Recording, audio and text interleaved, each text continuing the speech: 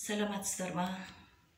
Мен Ақселеу Сейдімбек атындағы жалпы білім беретін мектептің биология пәні мұғалімі Тусупова Марал Диханбайқызы.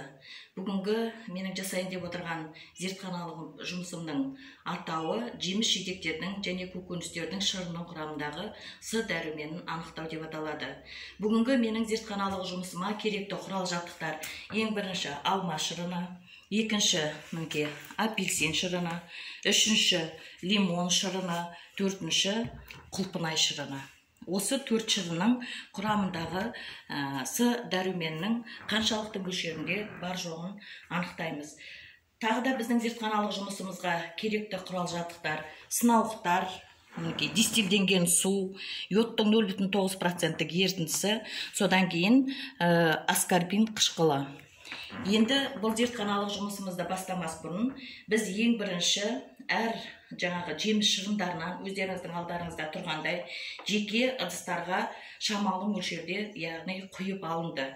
Енді осы шырындарды бірінші нөмірлі пробиркамызға алма шырынын құямыз. Жобасы 20 мл. Алма шырыны құйылды. Екінші пробиркамызға біз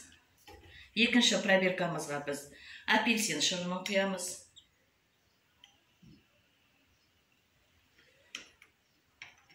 Үшінші пробиркамызға біз лимон шырынын құямыз. Лимон шырынын құйдық.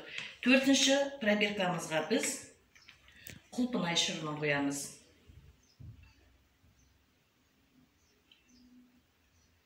Құлпынай шырынын құйдық. Өздеріңіз міне көріп отырғандай, 4 түрлі жеміс жидектердің шырынын біз сынауықтарға нөмірленген құйдық.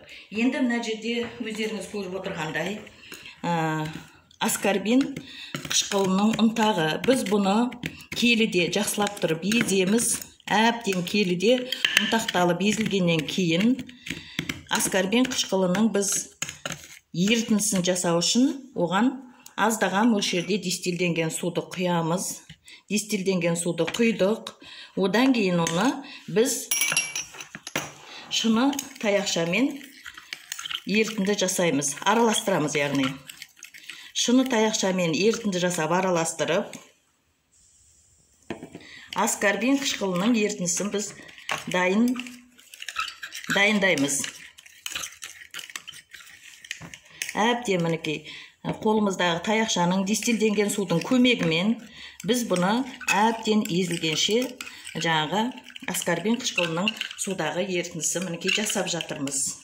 Мінекей енді осы жасалған біз ерітіндімізді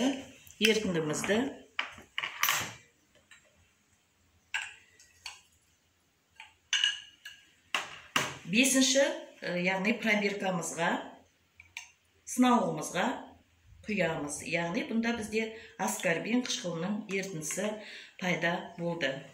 Енді өздеріңіз көріп отырсыздар, біз 5 пробиркада 5 түрлі жаңағы шырындарды дайындап алдық. Ендігі кезекте біз осы шырындарымызға 0,9% йод ерітіндісінің 1-2 тамшысын тамызамыз. Алма шырынына тамыздым. Екінші апельсин шырынына тамызып жатырмын. Үшінші лимон шырынына тамызып жатырмын. Төртінші құлпынай шырынына тамызып жатырмын.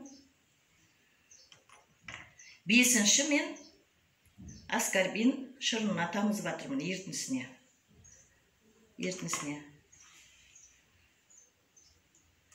Енді біз бұлардың нәтижесіне қарайтын болсақ, мінекей бірінші мен алма шырынына тамыздым.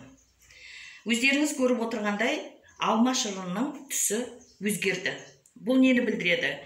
Яғни бұл алма шырынының құрамында С дәруменінің өте аз мөлшерде болғандығын көрсетеді. Екінші мен апельсин шырынына тамыздым. Бұл апельсин шырынның да өздеріңіз көріп отырғандай тұнба тәрізді болып түсі өзгеріп кетті. Бұл апельсин шырынындағы С дәруменінің басқа жеміс жидектерге қарағанда шамалы екенін бізге көрсетіп тұр тәжірибе. Енді қарайықшы мына үшінші мінекей бізде лимон шырыны еді. Лимон шырыны бізде ешқандай да түсін естемеді, өзгертпеді. Ендеше біз лимон шырынының құрамында С дәруменінің өте көп мөлшерде екенін көре аламыз. Енді біз төртінші нені көріп отырмыз? Төртінші мінекей біз құлпынай шырыны көріп отырмыздар. Құлпынай шырынының түсі де бұл қызғылт тартып, одан сайын бұл да өзгеріп кетті. Құлпынай шырынында біз С дәруменінің өте аз мөлшері бар екендігін көреміз. Енді мұқият біз қарайтын болсақ, мінекей аскорбин қышқылынан жасалған ерітіндіде бізде ешқандай да йод ерітіндісінде түсі өзгермеді. Біз бұдан нені білеміз? Біз бұдан аскорбин қышқылы ерітіндісінде С дәруменінің өте көп мөлшері бар екендігін байқаймыз. Енді тәжірибеміздің, зертханалық жұмысымыздың біз қорытындысына келетін болсақ, яғни аскорбин қышқылы С дәруменіне өте бай екен. Аскорбин қышқылына біз йодтың 0,9% ерітіндісін тамызған кезде оның түсі ешқандай өзгерген жоқ. Бұл оның құрамында С дәруменінің өте көп екендігін көрсетеді. Бүгінгі біздің зертханалық жұмысымыздың нәтижесі осындай болды. Назарларыңызға рахмет.